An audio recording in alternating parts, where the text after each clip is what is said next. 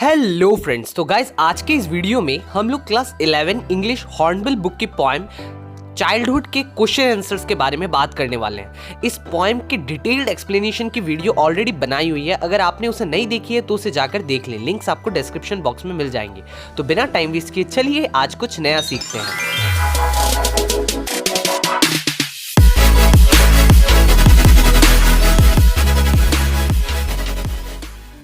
Friends, हमारा first question है identify the stanza that talks of each of the following: individuality, rationalism, hypocrisy. तो answer individuality मतलब कि जो पोएट अपने बारे में बात करेंगे वो हमें स्टैंजा 3 में मिलता है, और स्टैंजा 3 है when did my childhood go, was it when I found my mind was really mine to use whichever way I choose, producing thoughts that were not those of other people but my own and mine alone, was that the day.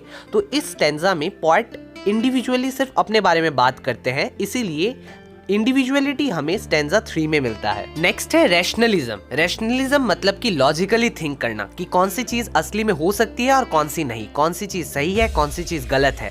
तो ये हमें मिलता है stanza 1 में।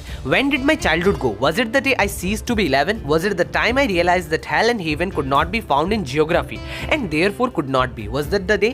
तो point हमें बताते हैं कि जब हम ये समझना शुरू कर देते हैं, ये रियलाइज कर लेते हैं कि हेल एंड हेवन जैसी, स्वर्ग और नरक जैसी कोई जगह ही नहीं होती जो कि हम ज्योग्राफी में लोकेट कर सकें, तभी हम समझ सकते हैं कि ये हम रैशनली थिंक करना शुरू कर दिए हैं। नेक्स्ट है हिपोक्रेसी। हिपोक्रेसी मतलब दोगलापन, जैसे कि हाथी के खाने के दांत और दिखाने के कुछ और, जो इंसान सामने कुछ और होते हैं और पीछे कुछ और, जिनकी बातें और उनके कामों में काफी ज्यादा डिफरेंस होता है। तो ये हमें मिलता है स्टैंजा 2 में। When did my childhood go? Was it the time I realized that adults were not all they seemed to be? They talked of love and pressed of love but did not act so lovingly. Was that the day? Friends, question number 2 है what according to the poet is involved in the process of growing up? कि poet के हिसाब से process क्या है जब हम बड़े हो जाते हैं, उसका क्या स्टेप है या क्या प्रोसेस है। तो answer the poet Marcus नेटन says that a person experiences different stages in his life. हमारे पोएट मार्कस नेटन बताते हैं कि एक इंसान को अलग अलग स्टेजेस एक्सपीरियंस करने पड़ते हैं लाइफ में। As he grows up he starts to think rationally. जैसे जैसे इंसान बड़ा होता है वैसे वैसे वो रैशनली या फिर लॉजिकली थिंक करना शुरू कर देता है। Moreover he develops an egoistic attitude and does not believe in the illogical things. और इसके अलावा वो एक ईगोइस्टिक एटीट्यूड उसमें डेवलप होना शुरू हो जाता है और वो इलॉजिकल थिंग्स में विश्वास नहीं करता। जैसे कि इस पोएम में एग्जांपल दिया हुआ है, हेल एंड हेवन जैसे चीज़ों में वो विश्वास नहीं करता, स्वर्ग नरक इन सब बातों में, इलॉजिकल चीज़ों में उसका विश्वास हट जाता है। तभी यही सब प्रोसेस बताए गए हैं growing up of a person के बारे में। फ्रेंड्स, हमारा थर्ड क्वेश्चन जो कि काफी इंपॉर्टेंट भी है वो है what is the poets feeling towards childhood, कि पोएट का फीलिंग क्या है चाइल्डहुड के बारे में। Answer the poet Marcus नेटन feels that childhood is the best period of human life.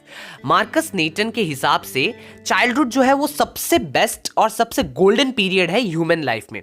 The poet feels sad at losing his childhood. और हमारे poet को काफी ज्यादा दुख होता है, सिर्फ हमारे पोएट को नहीं, हम सबको भी चाइल्डहुड जब खो जाता है तब हमें बहुत दुख होता है। और ये हमें तब समझ नहीं आता है जब चाइल्डहुड खो जाता है, तब हमें उस बारे में समझ में आती है।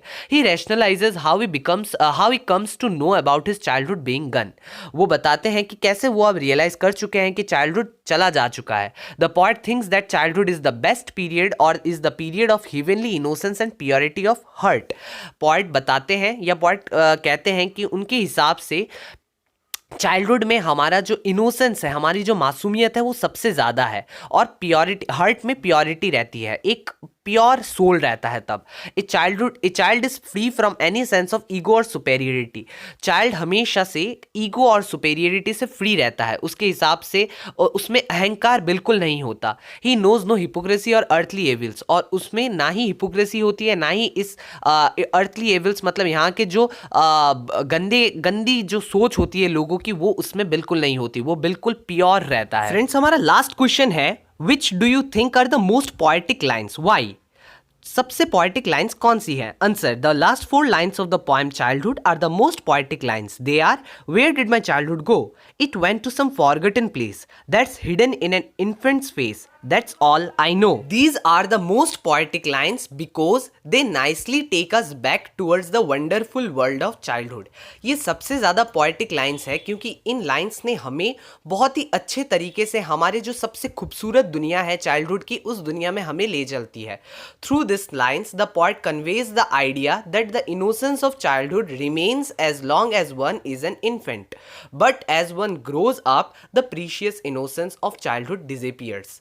इन लाइन्स से पॉइंट हमें ये आइडिया समझाने की कोशिश कर रहे हैं कि जो चाइल्डहुड की जो मासूमियत है वो सिर्फ तभी तक रहती है जब हम एक छोटे से बच्चे रहते हैं, लेकिन जैसे जैसे हम बड़े होने लगते हैं वैसे वैसे ये जो खूबसूरत जो हमारी इन अंदर जो मासूमियत होती है वो धीरे धीरे करके बचपन की तरह वो भी खोने लगती है. तो फ्रेंड्स, यहाँ खत्म होती है हमारी आज की वीडियो. अगर आपको इस वीडियो के रिलेटेड कोई भी डाउट्स हो तो आप कमेंट सेक्शन में बता सकते हैं. अगर आपको ये वीडियो पसंद आया हो तो आप इस वीडियो को लाइक करें, हमारे चैनल को सब्सक्राइब करें और बेल आइकन को दबाना बिल्कुल ना भूलें ताकि आप भी हमारे सुंदर से परिवार का सदस्य बन सकें.